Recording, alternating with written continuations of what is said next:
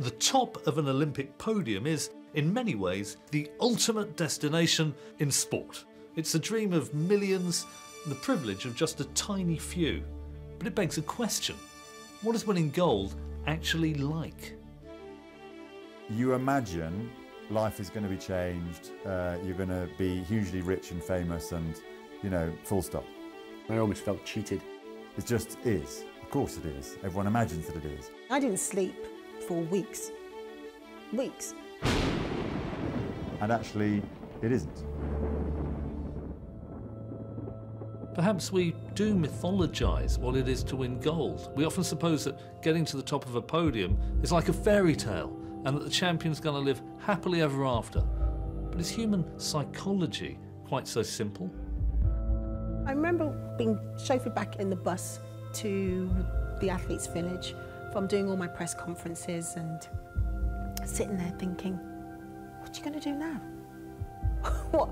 You've done it. What are you going to do now? And that feeling alone made me really kind of a bit depressed, actually. Well, fantastic, we've won. But like, okay, well, the whole world is moving on. There's another event coming and, okay, we have to go now. And like, it was a sort of, you know, you make no plans after your event finishes. For many sports people, winning gold is not just an occupational ambition, it's an all-encompassing motivation. Coaches demand nothing less. But if you've won a gold medal, if you've achieved your purpose, what next? Is it any wonder so many gold medal winners feel an overpowering sense of emptiness?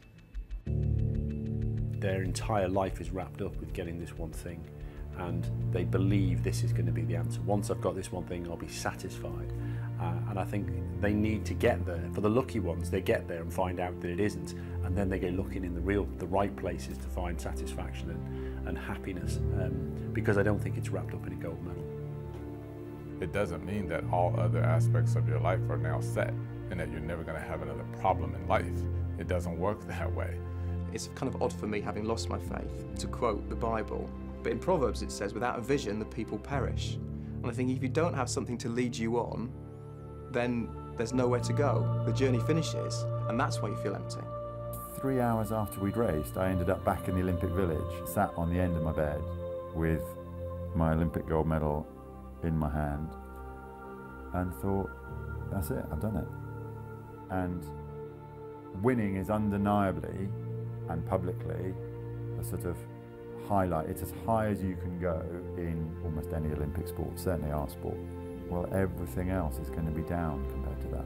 A sense of anticlimax is not exclusive to sport, of course. Winners of the National Lottery have talked about extreme lows after the initial high. And perhaps this isn't such a bad thing. Maybe a lull, emotional or otherwise, helps to set somebody up for the next challenge, the next summit. And maybe this explains the relentless ambition of so many great sports people, that they go for their next gold medal so soon after winning the last one. I think if you were euphoric forever having won, it'd be like only having filet mignon to eat. You know, like you pick your perfect meal, but then actually it's a bit of a curse to have that every meal for the rest of your life. You know, you actually like the contrast. There's not a set way to react emotionally to any victory or defeat. We all respond differently. If athletes were to think about forcing their emotions, i.e. I feel numb, I should feel euphoric, then that thought is the problem. Accept how you feel at that moment, because that's okay. If you've never achieved that great level of success, then how will you know how you feel? How will you know how you're meant to feel? At one level, it is rather obvious that a gold medal is not a panacea for life itself. Just because an athlete is fantastic at sport doesn't mean they're going to have all the answers for the challenges that lie beyond the field of play. I can't imagine, and never in my life, that I won't have just a little bit of a smile and a good feeling when I think about that moment that I won Olympic gold medals. But does that make everything else in my life perfect? Absolutely not. Many great sportsmen, many of the greatest of all, reflect with great pride on having ascended the top of an Olympic podium. But many others have expectations of a gold medal that simply cannot be met.